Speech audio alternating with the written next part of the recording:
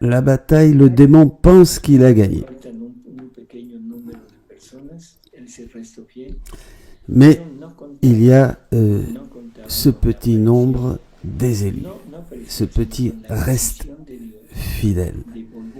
Mais ce qu'il n'avait pas prévu, c'était ce décret divin, cette décision de Dieu de nous donner maintenant sa divine volonté. Et cette divine volonté, c'est l'arme mortelle qui va mettre fin complètement au règne de Satan. Qu'est-ce qui se passe quand la divine volonté règne dans la créature, agit dans la créature?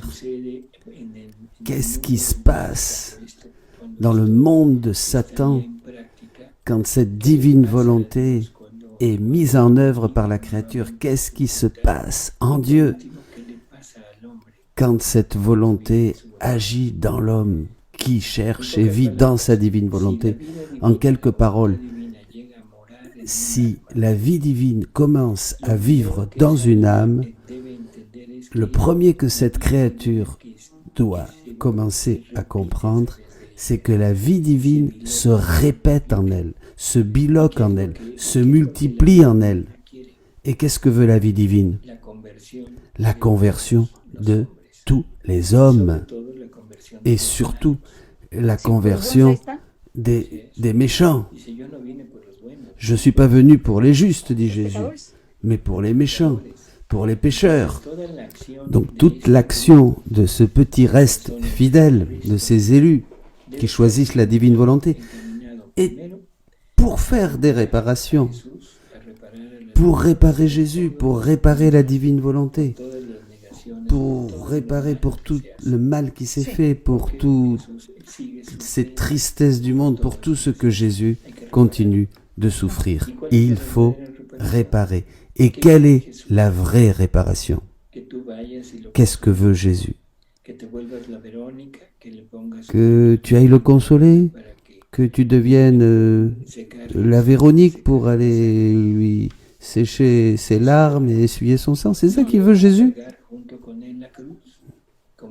Ou que tu ailles porter la croix comme Simon le Cyrénéen? Non, non, non, non. Il veut des âmes, parce que c'est pour les âmes qu'il a souffert. Et la plus belle et la plus grande réparation que nous pouvons donner à Jésus, ce sont des âmes. Des âmes. Oui, le Seigneur veut des créatures qui ne vivent pas seulement en état de grâce, mais qui commencent à vivre dans la divine volonté. Moi, je dirais, pour les méchants et les pécheurs, qu'ils se convertissent. Pour les bons, pour ceux qui font partie de ce petit reste fidèle, moi je dirais, Jésus veut qu'ils s'approchent et qu'ils ouvrent leur cœur pour recevoir ce grand don de la divine volonté, ce prodige des prodiges, le plus grand des dons, avoir Dieu en toi, avec toute sa puissance, toute sa capacité, tous ses attributs, pour agir comme lui et pouvoir avec lui convertir les mauvais et convaincre les bons d'entrer dans ce monde, dans cette nouveauté, dans cette grandeur, dans cet infini de la divine volonté, pour une nouvelle et divine sainteté. La sainteté des vertus était bonne, oui, mais ce n'est pas le plan de Dieu, ce n'est pas ce qui va mettre fin à tout ce qui se passe. C'est la divine volonté œuvrant dans la créature qui va vaincre le mal et faire venir le règne de Dieu sur la terre. Voilà, c'est ça. Nous allons vivre ce temps d'épreuve, 3 ans et demi, enfin, un certain temps, hein, c'est symbolique. Une époque très difficile, hein, douloureuse, pour nous, pour l'Église qui va être persécutée, bien sûr. Et donc, il faut faire connaître ce don de Dieu, inviter les gens à le découvrir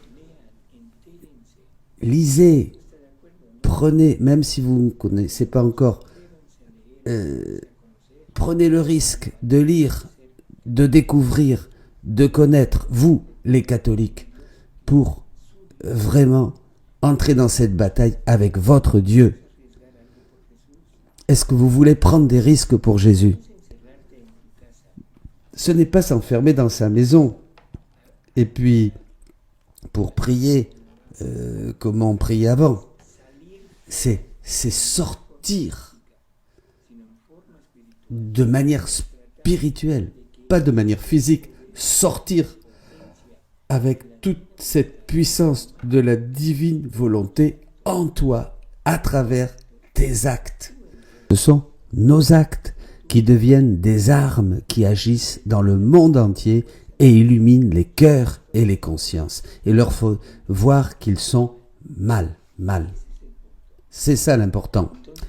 Ce qui est important, c'est comprendre qu'il y a un Dieu, que nous sommes des créatures. Comprendre que c'est Dieu qui aura le dernier mot et que ce dernier mot de Dieu, cette dernière proposition de Dieu, c'est la divine volonté. Hasta la próxima.